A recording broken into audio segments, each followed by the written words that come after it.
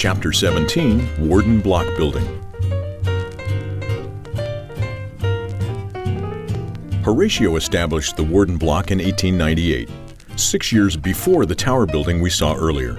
He would physically move the businesses here to close by Garden Street to make room for his project. Remember that in 1891, Horatio married Queenie Parr. Well, in 1898, the H.M. Warden's interests were incorporated and Queenie became president, managing company affairs with much success. Photographs of Higuera Street from the 1920s show the Warden building in the far left foreground. And there's another shot from 1954 taken from the east end of Garden looking back. The Warden stonework is visible in the center of the photograph, next to Reeves' shoes.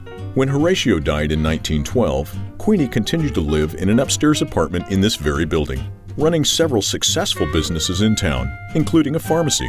Queenie was community-minded and helped to establish the San Luis Obispo Civic Club, the precursor to the Monday Club, still in existence today. She even has a bridge named after her. We can't see it from here, but it was built in 1925 just for her. A little bridge over the creek still known today as the Queenie Warden Bridge. Local designer Pierre Rademaker works in the Warden Block.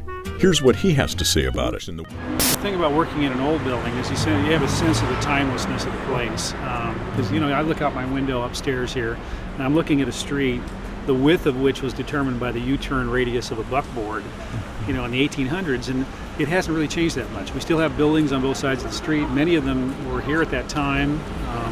Some of them have been covered up with new materials and need to be kind of scraped off, but for the most part, it's still the historic street.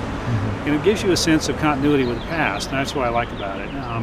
The fact that an old building can still be repurposed and made into a modern facility that still has value in today's world, I think is pretty exciting, and that's the challenge of most designers is to try and do that. I don't know what else I can say about old buildings. They have their quirks. The doors don't always shut right. They have funny noises. Sometimes they smell funny, but that's the stuff that you can't build today. I think that's what's exciting, and we've done everything we can to preserve the cool parts of it.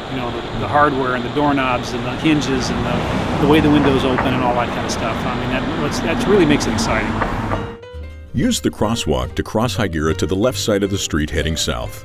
As we continue our stroll down Higuera, notice the pet store called Tails. This is where Hill's Bazaar opened in 1902. A view of that store at Christmas time during the early 1900s shows Santa Claus attracting quite a crowd of curious children.